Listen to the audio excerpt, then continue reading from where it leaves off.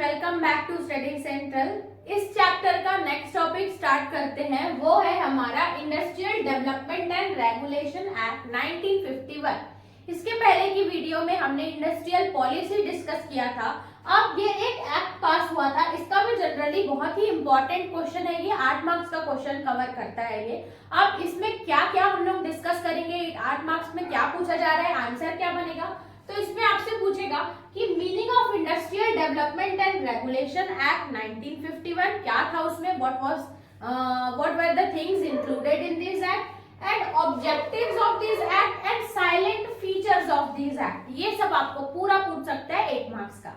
Start करते हैं कि industrial development and regulation act जो पास हुआ था 1951 में, ये एक ऐसा एक्ट था जिसमें हम इंडस्ट्रीज की वर्किंग को कैसे कुछ चेंजेस लेके आना है और कैसे उसको अच्छा बनाना है इन टर्म्स ऑफ कंट्री के फेवर में, वो हम ये सब लेके आए थे। क्योंकि अब इंडस्ट्रियल डेवलपमेंट हो रहा था और गवर्नमेंट को चाहिए था कि ऐसा डेवलपमेंट हो जिससे इंडस्ट्रीज को भी फायदा मिले। तो अब देखते हैं कि ये पास कब हुआ था, वॉज पास्ड इन अक्टूबर 1951। उसके बाद केम इनटू फोर्स में कब आया था, मई 8 1952 में आया था। ठीक है, ये दोनों डेट आप याद रखेंगे। इसका चीफ एम था was the development and regulation, India की इंडस्ट्रीज का डेवलपमेंट और रेगुलेशन इसका चीफ एम था। उसके बाद लिफिटिंग द प्लानिंग, पूरी प्लानिंग को देखना अच्छे से, पॉलिसी को, सोशलिस्टिक सोसाइटी को भी नजर में रखें और social and economic political consideration, ये सब सोशल इकोनॉमिक पॉलिटिकल कंसिडरेशन मिला के हमने ये एक्ट पास किया था कि कैसे वो इंडिया की इंडस्ट्रीज को फेवर करेगा। ठीक है, इसके साथ साथ और चीजें इसमें इंक्लूडेड थी, जैसे ऑप्टिमम यूज ऑफ रिसोर्सेज, कैसे रिसोर्सेज को, उसके बाद reduce inequalities, development industrial development में इनइक्वालिटीज को रिड्यूस करें।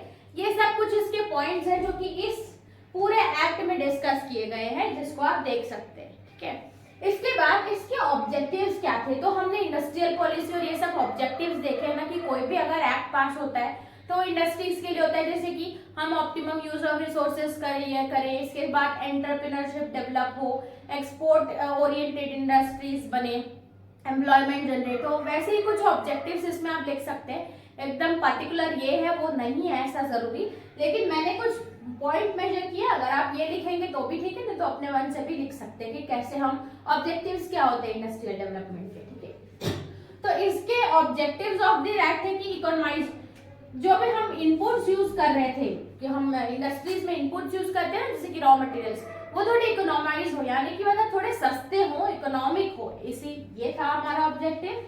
फिर रीजन बैलेंस डेवलपमेंट, बहुत सारे पॉइंट्स में हम पढ़ चुके हैं। उसके बाद मैंने आपको बताया optimum utilisation of resources, self reliant बनाना चाहते थे। सेल्फ रिलायंट का मतलब इतनी इंडस्ट्रीज डेवलप हो जाए कि हमें किसी की जरूरत ना पड़े। उसके बाद small industries, the main focus was on small scale industries, cottage industries. उसके बाद एक्सपोर्ट ओरिएंटेड इंडस्ट्रीज, जितनी भी ऐसी इंडस्ट्रीज जो कि एक्सपोर्ट पे जा, ऐसे प्रोडक्ट्स बनाए जिसको हम एक्सपोर्ट करें, उस पे ज्यादा फोकस था। And then the main focus was again establishment of new enterprises. उसके बाद silent features of this act, objectives के बाद तो 3 फीचर्स हैं बेसिकली, एक होता है रिस्ट्रिक्टिव, करेक्टिव और कंस्ट्रक्टिव। रिस्ट्रिक्टिव प्रोविजंस में ये डिस्कस किया था कि अगर कोई ऐसी इंडस्ट्री जो कि इलीगल एक्टिविटीज कर रही है तो गवर्नमेंट का उसको रिस्ट्रिक्ट करने का रोल हो, वो टैक्स भी इम्पोज कर सकती है, चेक भी कर सकती है जाके, और बहुत सारी एक्टिविटीज है जिसमें गवर्नमेंट कुछ अपना रिस्ट्रिक्शंस लगा सकती है। फिर आता है करेक्टिव प्रोविजंस, मतलब अगर वो एक्टिविटी, वो इंडस्ट्रीज अच्छे से काम नहीं कर रही है तो गवर्नमेंट उसको पूरा ले भी सकती है, पार्शियल ले सकती है, हमेशा के लिए ले सकती है, या उसमें कुछ चेंजेस भी लेके आ सकती है ताकि वो एक्टिविटीज करेक्ट हो पाए। कंस्ट्रक्टिव मतलब कैसे इंडस्ट्रीज की एक्टिविटीज को और अच्छा करें, इसके लिए हम बहुत सारे मेजर्स लेके आएंगे, रॉ मटेरियल इजिली अवेलेबल करवाएंगे, टैक्स ड्यूटीज को कम करेंगे। तो ये कौन से थे, कंस्ट्रक्टिव मेजर्स। तो ये प्रोविजंस थे एज अ फीचर्स, उसने अडॉप्ट किए थे। तो ये पूरा आंसर आपका बनेगा 8 मार्क्स का, जिसमें आप मीनिंग, ऑब्जेक्टिव्स और फीचर्स लिख सकते हैं और this industrial development and regulation act 1951। I hope आपको आंसर समझ में आया होगा। इस वीडियो में इतना ही रखते हैं, मिलते हैं नेक्स्ट वीडियो में नेक्स्ट टॉपिक के साथ। तब तक के लिए थैंक्स फॉर वॉचिंग।